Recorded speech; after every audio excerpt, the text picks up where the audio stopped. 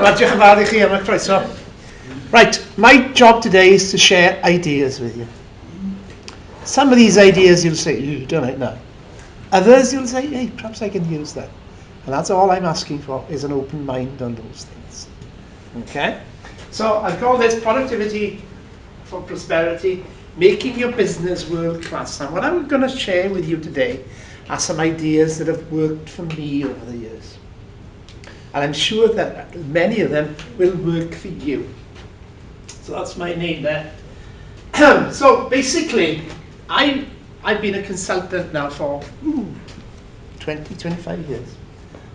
Previous to that, I used to run big and large companies. And I've go into lots and lots of companies. Not so much during the last 2 years because of COVID, but certainly before then. And I visit 4 types of company. And I want you to be perfectly honest with yourselves. Where are you? And I see these 4 types of company. Stage 1 is a survivor. It's only just keeping going. I've been to one of them this week, to be honest with you. Reactive, non-performance-based survival. You've got to ask yourself, how are they still here? Okay? The second type of company I call a yellow pages company. Nothing special. You go to the yellow pages, yeah, I'll try them. Okay? Company is neither sought nor avoided.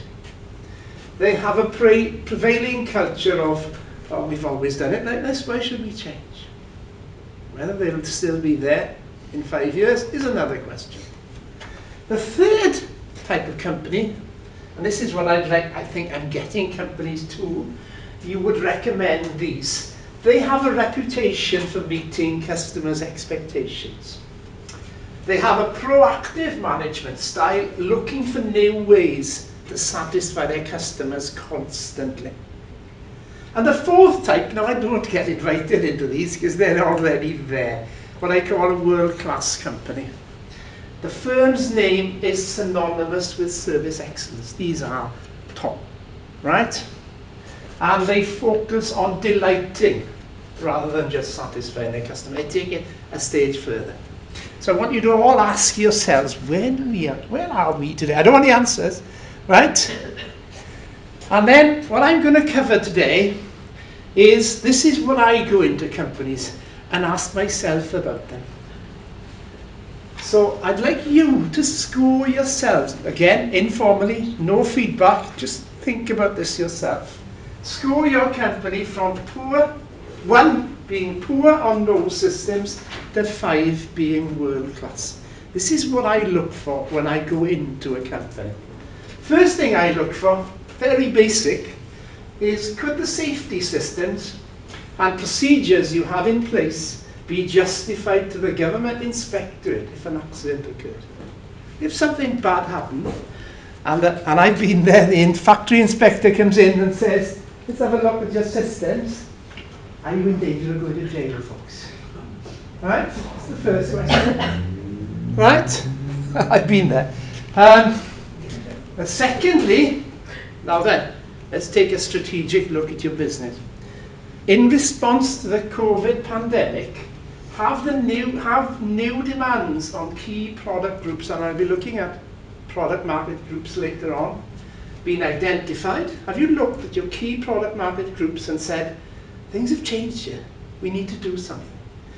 Have they been identified and benchmarked against changing customer requirements, because the world has changed in the last 2.5 years, and the competitors, are they doing something different? Okay, and I'll show you a technique I use a great deal for that, and it's a simple but lovely technique.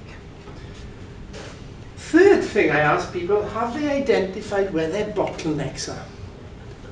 Have the bottleneck processes in your supply chains, not just within your factory, but the people who are supplying you and the people you're supplying, have you identified the bottlenecks? Because that's what's holding up your business. And I'll show you a technique for doing that later. And plans developed to relieve those constraints. The fourth thing I look at, and I've been heavily involved in processes with complex equipment, have likely machine breakdowns been accurately predicted? Do you know Which of your machines are going to give you a problem, and have you put the necessary corrective, preventive procedures in place? Have they been accurately predicted and mitigating contingencies put in place to reduce their likelihood? How can we reduce the impact of that risk? It's risk analysis to some extent.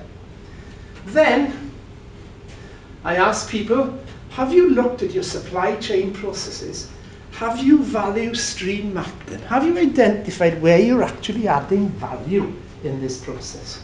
Or are you just adding costs? And plans put in place to reduce non-value adding elements of these processes. And finally, something that I'm quite heavily involved with at the moment is have opportunities to introduce Industry 4 technologies to improve efficiency and reliability being identified and implemented. I'll introduce Industry 4 to you later. So the theme of today's talk is I am going to touch upon some of the techniques you can use for doing this. Hopefully you won't have so much writing as this for the rest of the presentation. Okay? So let's start with the first one, the safety one. So are people safe in your workplace? Let me show you this one. This is probably the worst factory I've ever been to.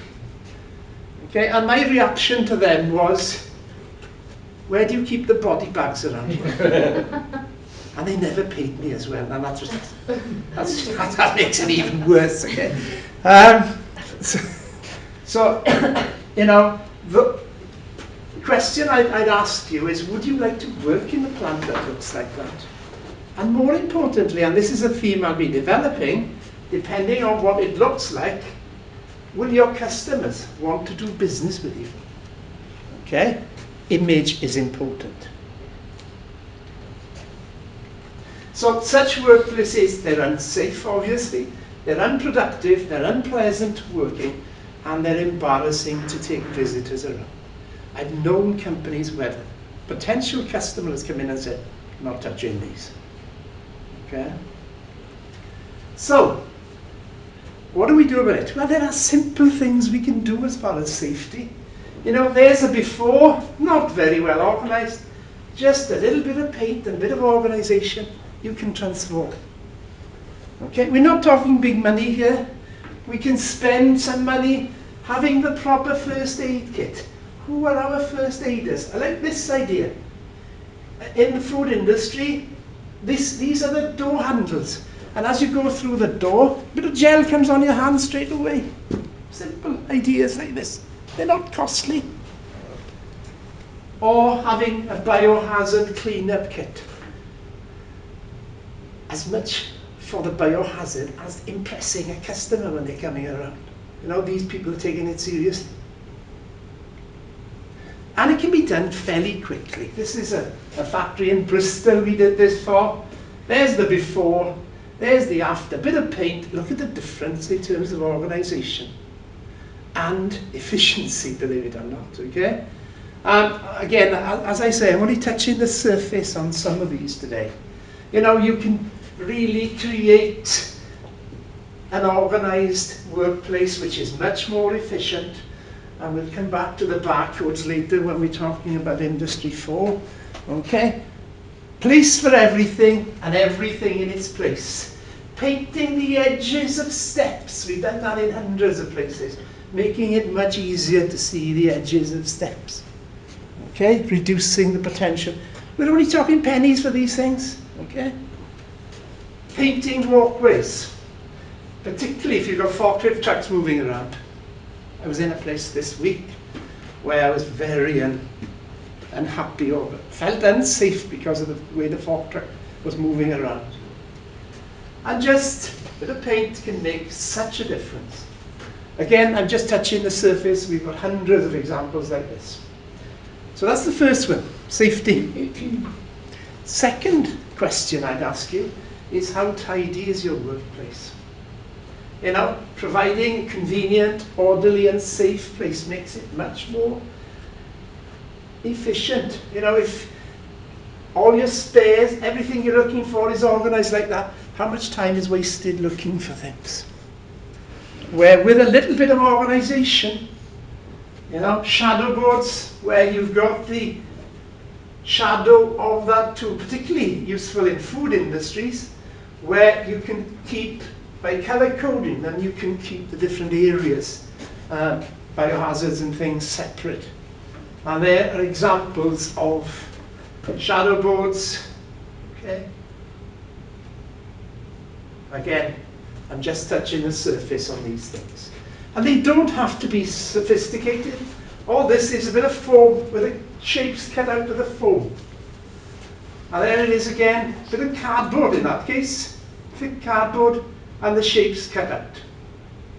I even get my grandson to use a shadow board for his tools these days, okay? And there's, and again, very simple.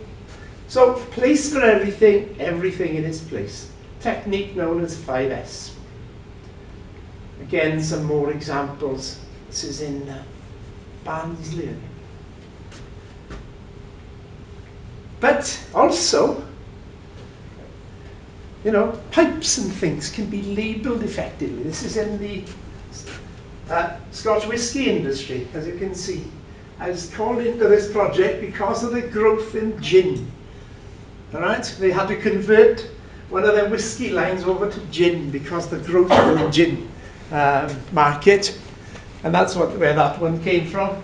But again, we're talking pennies, labelling, reducing the danger of getting it wrong. So that's the second thing, is workplace organisation, something I've been involved with for the last 30 years now. Next one I want to touch upon, something that's worked very well for me, is the use of Kanbans for stock control. How do you measure your stock levels? Look at this. All we've done there is painted the edges of the in the warehouse. I can't remember the name. What do you call them? The racking. I'm officially a pensioner now, so I'm allowed to get words occasionally. Okay? But you can see there, green means we're okay, yellow means order some. Once you get to the red, get some today before you run out. And we've done this literally in hundreds and hundreds of companies, and hundreds of examples. I can show you, this is in a glass company. These are the different types of glass they use. So 3 pallets of each type of glass. Green, we're okay. Yellow, go and get some more. Red, go and get some now. Simple, simple techniques. And again, there's your different things. Green, yellow, red. Easy way of managing stock. Costs very little to set. And these are examples of before and after of applying these 5S examples. You can see there's the before and after. I'll leave those up for a second. And it does transform, and it costs hundreds rather than thousands of pounds to sort it. And it does make a big difference. As much as I say, turn your plant into a marketing tool. Okay? Right. That's a quick view of the safety and workplace organisation and stock control. Has COVID changed your world? I'm going to show you a technique here that I use a great deal of, and it really does work very well. So, as a result of the pandemic, has there been a change in customer demands for your product and market groups? Have new competitors emerged? Or is there a move to alternative products? Has the supply chain evolved in any way? Can the company offer enhanced products and services into this changed market? And has the company the skills and technological capability to compete in this changed market? How do we address that? Well, these are simple techniques, but they're very, very powerful.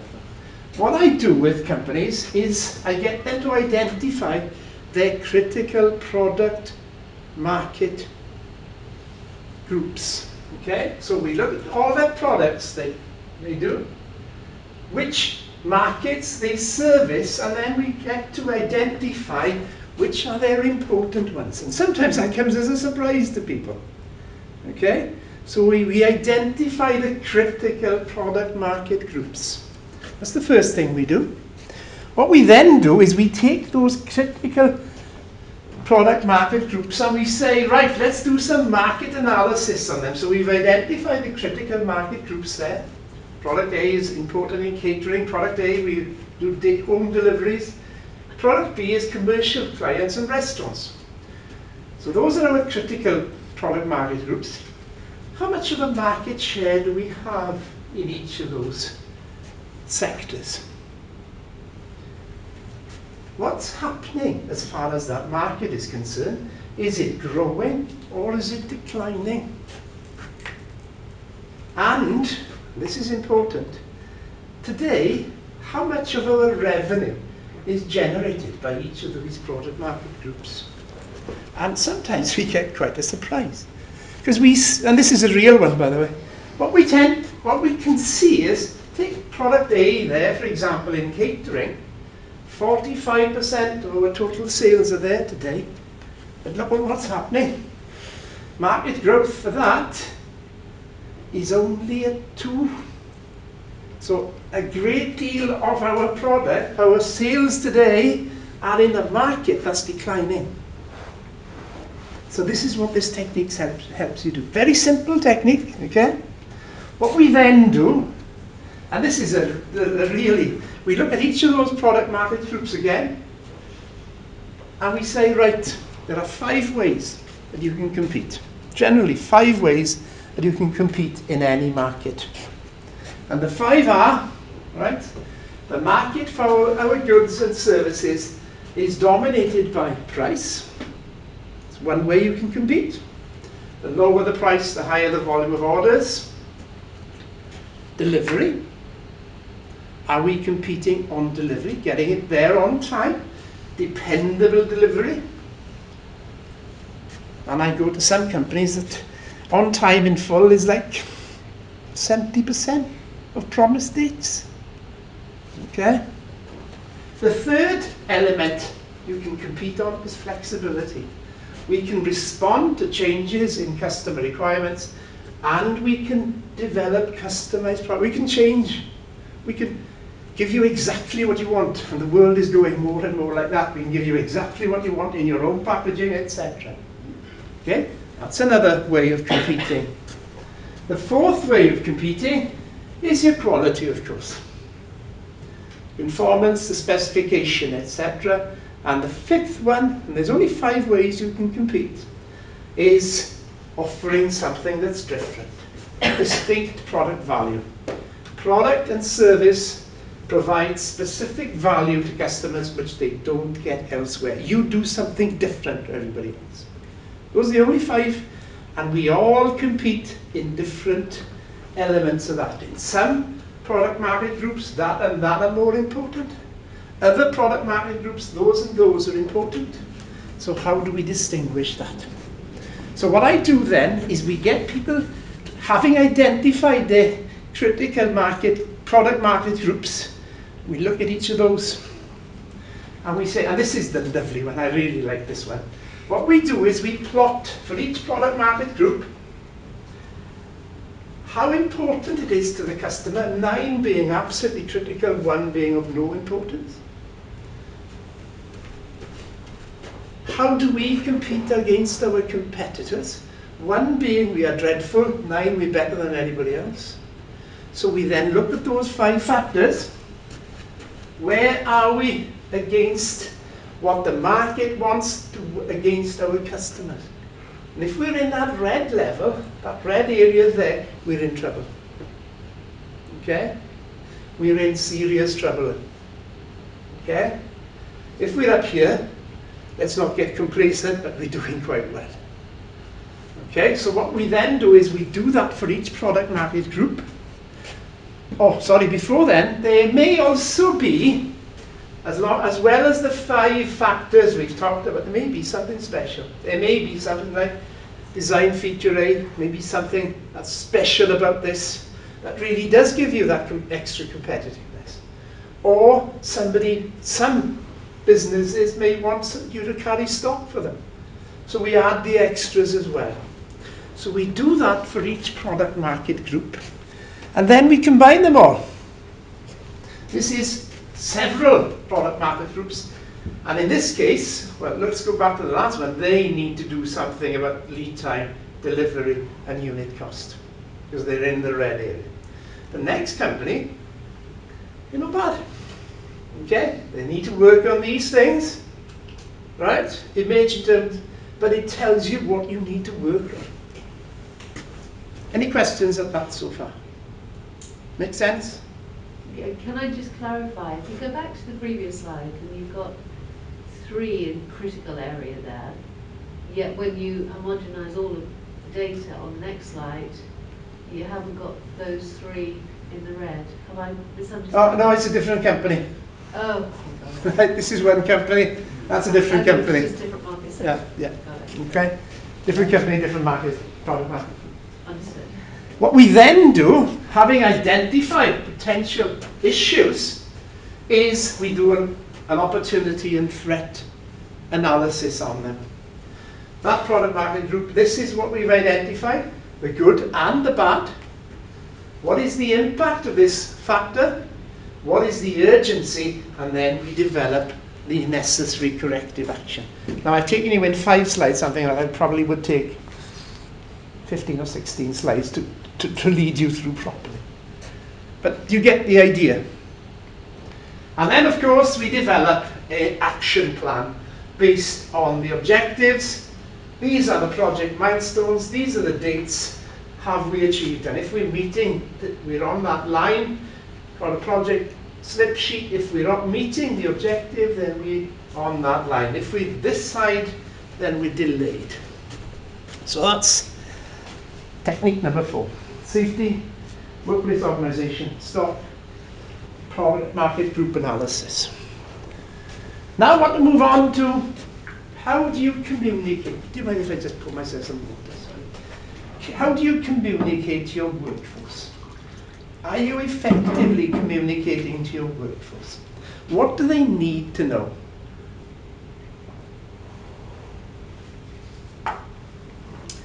And I'll show you some examples. This is one we developed for a company in Pontypool, actually. And they needed to tell their workforce all the time, these are the accidents we've had every day, whether it was a green or a red, up to 31 days of the month. These are the types of accidents we've had. These are our attendance levels. These are the quotes we've issued. Orders won. What's the turnover like? How many complaints or non-conformances we have? What's our order book looking like? What have we invoiced this, and what's our on-time in full delivery for every day of the month? Now that's what they wanted. Different companies will require different, but they would update that every day. So everybody knew what was happening in the business. You may not need to do it every day. Perhaps you develop them for every week. Okay? And then, that's at a, if you like, company level, then you draw a different one for different parts of the business. Certainly in this case, this is in the Scotch whisky industry again. You know, safety, quality, conformance and defects. And they would report back every day how well they did the previous day. Now whether you need that level of detail, but you certainly need to communicate this information to people. Now then, next one, something I've done quite a bit on recently, is new product development and managing new product development, because I see people introduce new products basically on the back of a fat pocket. Right? And it's people's favourites. Right? It's people's favourites ideas, it's people's, oh, I'm going to push mine.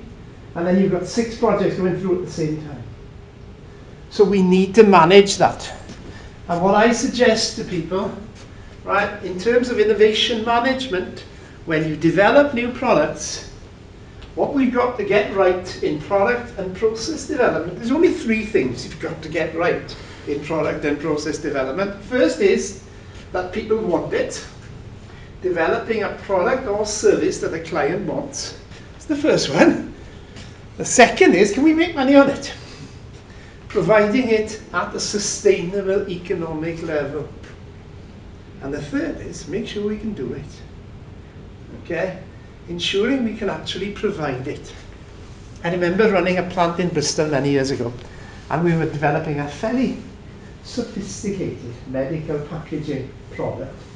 But the sales force had been out selling it before we'd even tried making it. And we struggled dreadfully to make it, and we left lots of customers down. So make sure you can make it. Ensure you can actually provide it. So what I tell small companies in particular is develop a very simple filtration system. A system that allows you to develop a series of stage gates. For example, this new proposal for a product or service, let's first of all make sure we've answered these questions. Is this the type of business we want? Does it enhance the company profile? Can we make money on it? What are the regulatory requirements involved? Let's answer those questions first before we start developing a product. Okay? Then somebody signs that off and says, right, let's move into stage 2 now. Have we got the equipment and capacity and lead time? Do we have the skills profile to make this product? Can the top cost targets be met? So it challenges questions like that. And this is individual for that company, and you would develop each one of these individually depending on the nature of the company. You need some sort of filtration. There's no point starting there until you've answered those questions. There's no point getting there until you've answered those questions. How much investment is required? What is the payback? So you would develop a series of filters. And that's really important. I've seen lots of small companies, lots of big companies actually as well, not follow that process, and they get unstuck. What happens then is 6 projects come through at the same time, instead of controlling it to meet your resources. Next one, and I must admit here that I haven't got expertise on this, and I'm plugging my daughter's services here because she's an expert in this field. Have you agreed a contract? Right? Have you agreed a contract with your customers? So why is having a valid contract important? Well, it lists your obligations as a seller, and you list them. You make it perfectly clear, this is what I'm going to provide you. Sets out what you can expect in return. Limits your liability and therefore minimizing your risk if it's properly written. And reduces the likelihood of misunderstanding and sets out principles for arbitration in the event of disagreement. So that's why you need a contract. And there are 4 key elements in a contract: the offer, the acceptance, the consideration, and an intention to create legal relations. And it's important that you get that right, particularly if you're working with big companies. Otherwise, they could take you to the cleaner. Again, as I say, I'm no expert in this, but I know someone who can. So basically, we've got a series of courses covering what we've covered today and some of the other things. Contract management is one of them there, as you can see. I've covered the 5S workplace organisation. I've covered some of the business plans, etc. I will try and cover some of the rest in the time I've got left today. Are there any questions at this stage? Okay. I just confirm that we'll circulate the slides to you. I probably should have said that at the beginning. Yeah. But just because there's so much information that's coming out. Yes, I apologise for throwing so much, but I wanted to give you a feel for the... That's great. Right, so... Can I just ask, what would the profile of company, because obviously you've got to have a lot of physical labour resource to be able to cover all of these aspects. I'm a micro entity, whereas I know and understand the systems. How soon should you start to implement? Should you, when you get the first hire, the second hire, or are you looking I would at have everything in my mind beforehand, have some sort of plan. And certainly what we talked about, product market groups, you can certainly do that from the earliest inception. Right. Start as you need to go on. Yeah, exactly.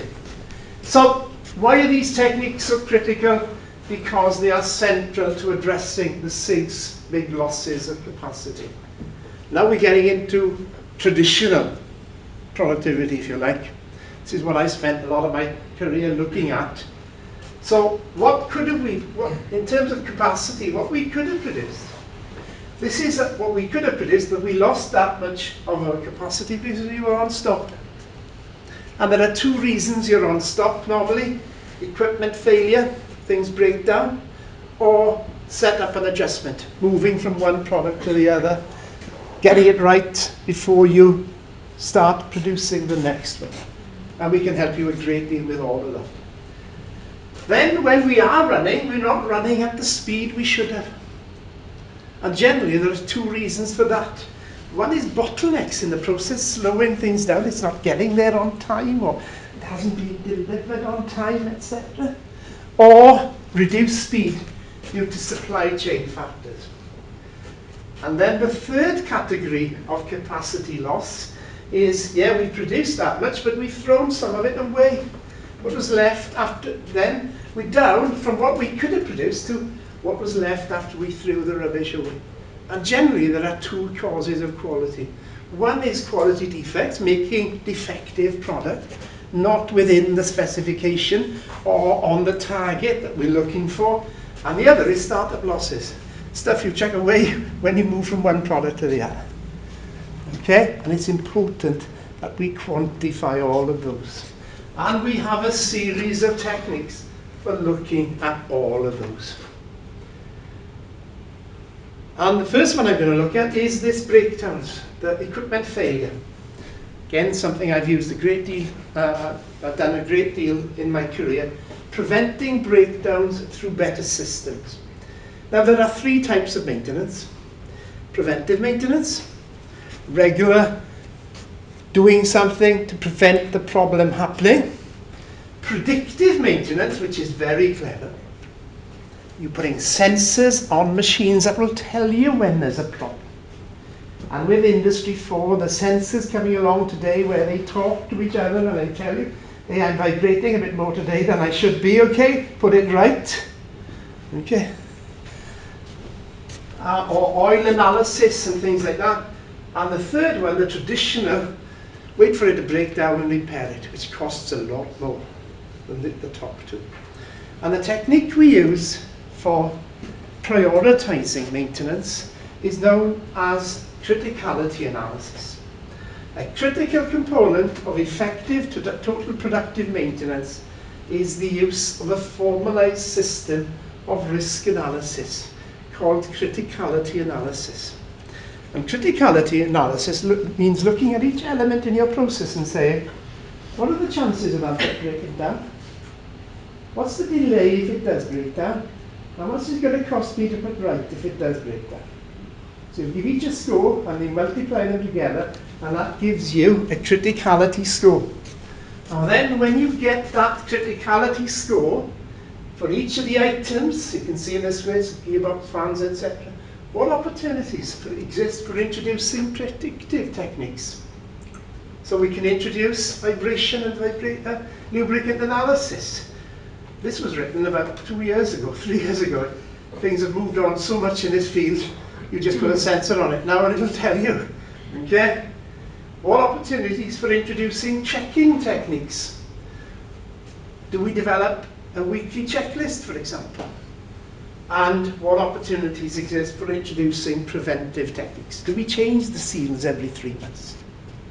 Okay? Do we clean out those filters every So you can see here, bearings we change every 6 months. Because we know they'll go somewhere between 6 and 12 months. And it's much cheaper to do it at the weekend than breaking down on a Monday and you can't get it repaired until Friday. So again, I've only just touched total productive maintenance in 2 slides there, but we can help you with that. And the other thing, and I really push companies in this, is let the machines help you. What I call in-your-face engineering. Can we get the machines to help us? So are there better ways of looking after equipment? Things like painting on the proper operating ranges on gauges, marking on oil levels. Okay, green I'm okay, red, better do something about this quick. Saying where, where the valves are open or closed. These are just some examples. I can show you hundreds of these. But cheap visual systems that help you look after the machines. And there's lots and lots of them. Here are some more lubricant systems. Which lubricant do I use? Well, I put a color-coded cap on the grease nipple, and I know exactly which lubricant I use. These are just examples. There are lots and lots more. And those will be relevant. In this case, we are safe to run this between 540 and 600. Really useful one is just saying where the replacement is. Okay, where in the stores that replacement part is. So you're not spending 2 hours looking for, you can go straight away to where it is. Simple, simple things. Now then, that's maintenance. Let's move on. You take another sip of water.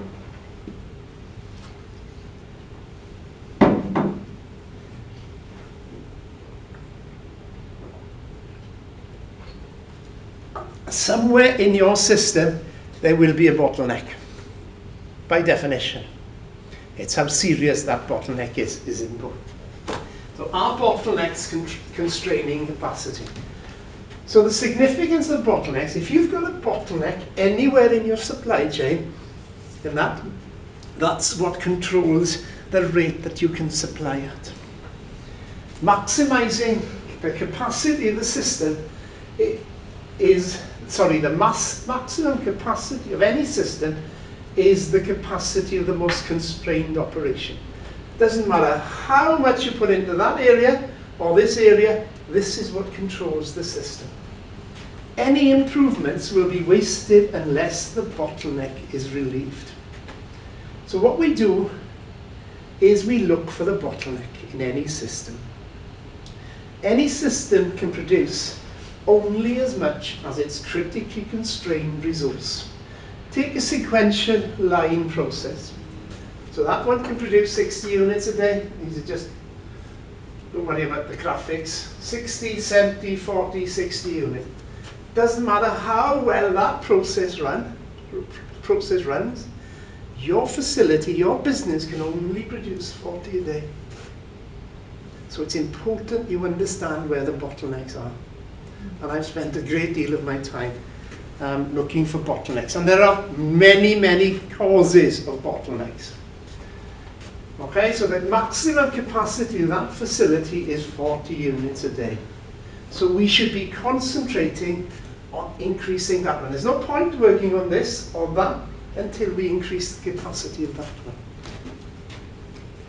So the maximum throughput of a process, take this one for example. That first job takes 6 minutes, next job takes 5 minutes, next job 4 minutes, etc. What's controlling the throughput through that operation, right? What is the capacity of the system? Well, the first thing we have to say is let's convert the time it takes to do that job into units per hour. And there we have it, 10 hours, 10 per hour with a 6-minute one, 12 per hour, 15 per hour, and exactly we can identify immediately that that one is what constrains the process. So how do we do this? And this is where value stream mapping comes in. And sorry, before I go on to value stream mapping, well, as I've said that, I described that for a single operation, the same can be applied throughout your supply chain. There will be bottlenecks in your supply chain. And the more control you have, the better relationships you have with your suppliers and the customers, then the easier it is to identify these things.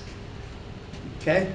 And the technique we use for doing this is called value stream mapping. Very simple technique, but very, very powerful. Value stream mapping looks at identifying the parts in your supply chain which are adding value to the process and which are not adding value to the process. So value adding means any activity that contributes directly to satisfying the needs of the customer, or the way I describe it, what the customer is willing to pay you for, your expertise, the things that they can't do themselves. Okay? And the non-value added activities is any activity that takes time, space, or resources but does not contribute directly to satisfying the needs of the customer. Moving things around, looking for things, stock getting lost, okay? Things like that, and I'll tell you how we look at that in a second. That's the sort of thing I'm talking about. So from the moment the customer order comes in, or the customer needs is presented to the customer needs, where are we adding value and where are we not adding value? And that's where value stream mapping is so useful. So how do we do it? Well, I'll show you an example, and this is based on producing a Jaffa cake. Okay? And we have some good fun with this. What we do is we map the whole process, from the customer right through the suppliers of the raw materials to the stores, etc. And then we start our process, the mixing process, where we put the eggs and the flour and the milk together, to depositing head, where it goes bloop, bloop, bloop on the line, okay? And you will have similar processes. Then we bake the biscuit.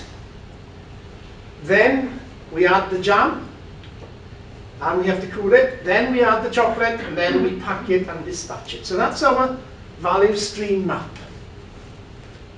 Useful for identifying where your bottlenecks are. And you can see there, the bottleneck there is the, believe it or not, cooling the biscuit after it's been baked. That's what constrains that process. But what we then do is we look at each element of that process and we say, which is value adding and which is not value adding. So for example, the mixing of the butter, okay, the customer doesn't want to do that. That's why they buy a biscuit, okay? Baking it is value adding because that's what the customer wants you to do. But the customer doesn't want to pay you to cool that biscuit. You with me? Then you go through the jam depositor, yes? The customer regards adding jam to it as value adding. And when we cool the jam down, well, I'm not paying for that, okay? Right?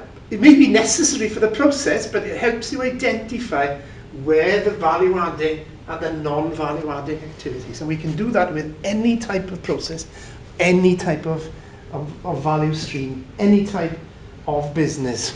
But they are mission critical, aren't they? Yeah, oh yes. Because you can't remove that. Yes, I've simplified this a little bit. I've just used added value and value and non-value added, but there are some absolutely essential business value. Okay? Did you bring any Jaffa cakes with you, John? No, I haven't. Although I used to have some when I worked on this process. The kids used to love it when I used to work here because I used to bring Jaffa. But what we do in terms of looking for non-value added activities is we go looking for this guy that I've been chasing around for 25 years, a guy called Tim Wood. It's an easy way of remembering the non-value added activities. Tim Wood stands for transport, unnecessary movement of products. I stands for poor use of inventory, not controlling your inventory. M means people or produce motion, people or produce moving and necessary. Have you organised your workplace properly? Okay, waiting time because of bottlenecks. This process is just waiting for the thing to be supplied. Okay? Over-processing, doing more than what is valued by the customer. Remember supplying one of the big drug companies once with packaging. And we were really very, very careful about all the wrapping, etc. around it, and the customer came back and said, this is costing us a fortune to take all your packaging off the product you're selling us. Okay, let's make it simpler.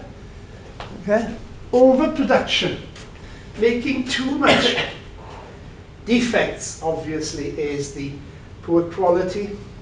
And the third one, the S or the E, skills or employee talent. Are you using your people correctly? So what I do a great deal when we do the value stream mapping is we go looking for Tim Wood. And he's there in every business I've ever been in. Okay? And again, I can show you how to look at that.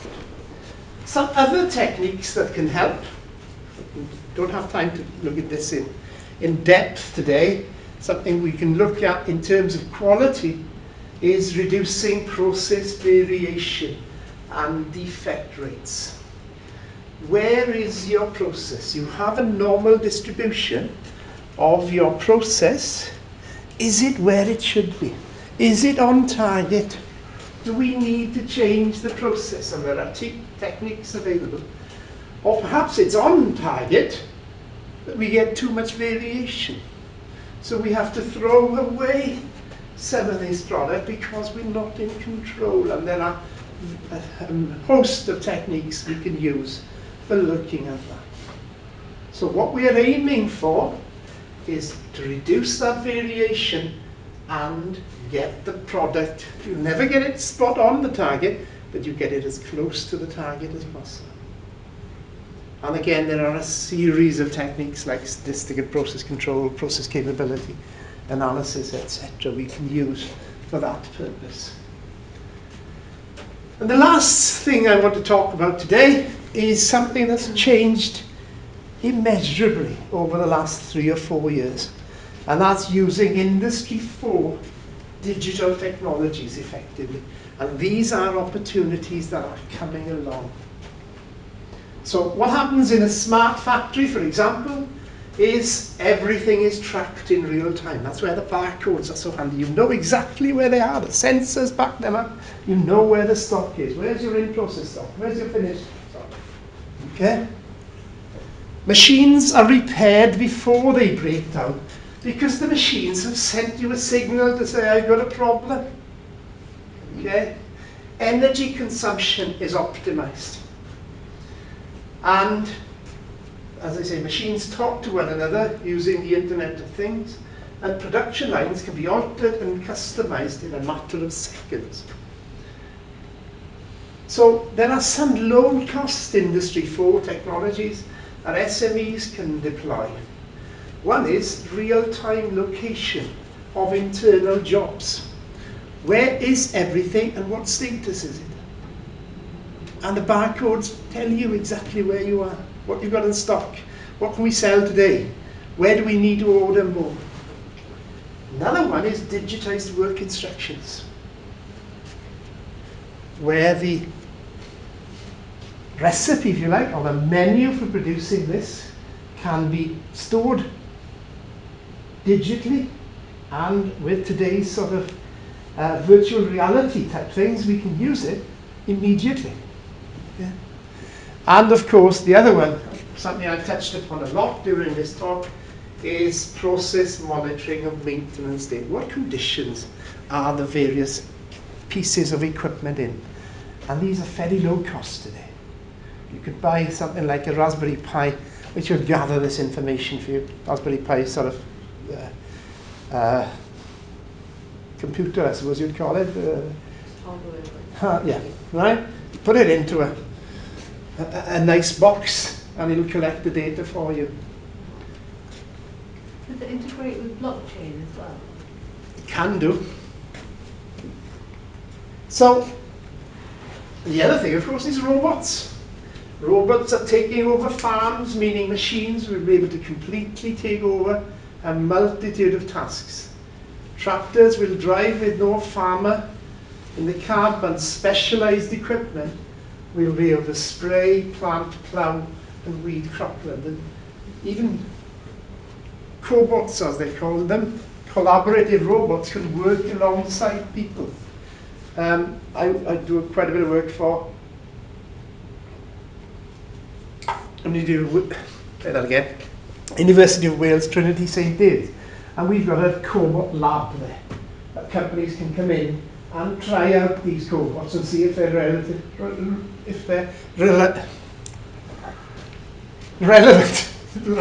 to them. So these are just examples. I'm probably over exaggerating here, but it shows you what robots can do. But something I've been fascinated over the last 2 years is the use of additive manufacturing or 3D printing. And 3D printing is transforming the prototyping process. Known as additive manufacturing, 3D printed objects are created from a digital file and a printer that lays down successive layers of material until the object is complete. And they're excellent for developing prototypes. Okay, simple machines, they become much less expensive. It means you can print prototypes, you can print small volumes of finished product. You can send a file across the world and somebody can print it for you. Okay, so these things are really moving forward significantly at the moment. So, yeah, I think this is the last slide. Here's an example of 3D printing face shields during the COVID epidemic for medical staff treating coronavirus patients. So my last slide is this. All I've done today is give you a taster. Hopefully I've shared some ideas you can take and use. These techniques can therefore help you to improve the safety, layout and organisation of your workplace. Identify what competitive factors need to be improved. And I would seriously implore you to have a look at some of those product market group techniques we talked about. To develop more robust and cost-effective maintenance systems by concentrating on preventive and predictive maintenance rather than breakdowns. Help identify and eliminate bottlenecks in the supply chain. Identifying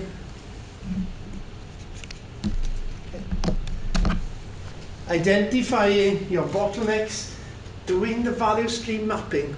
Where is Tim Woods? Can we identify where Tim Woods is in this supply chain? For developing efficient quality systems and procedures and increasing the value-added element of your supply chain.